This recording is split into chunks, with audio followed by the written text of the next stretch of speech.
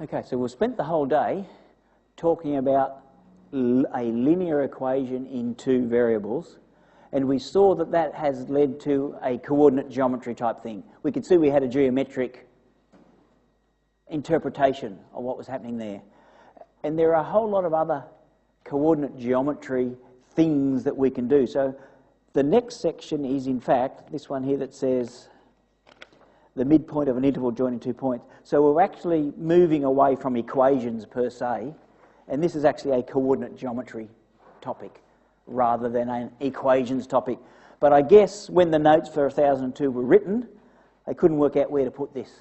So this seemed as good a spot as any. So this is a coordinate geometry topic sitting in here.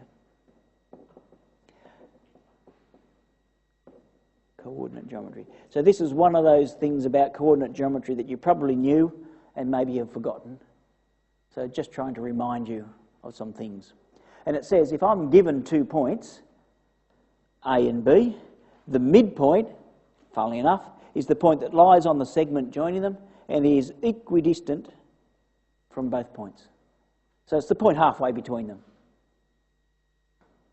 And so if this point here had coordinates x1, y1, and B had coordinates x2, y2, then the point halfway between them, funnily enough, according to our little formula down here, is the average of the x values and the average of the y values.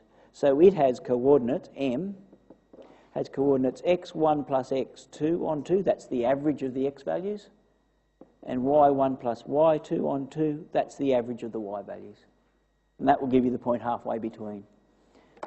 So that's just a simple formula for you to stick on your cheat sheet. Yeah, the midpoint formula. I'll even write it down and give it a name.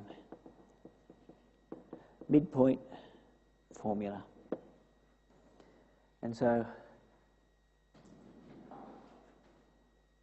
as a simple example, it says, given point -1, 1 and 3, 3, find the midpoint. Again, it won't matter which one you identify as x1 and which one you identify as x2, it won't matter. So I'm going to call that one x1 and y1. I'm going to call that x2 and y2.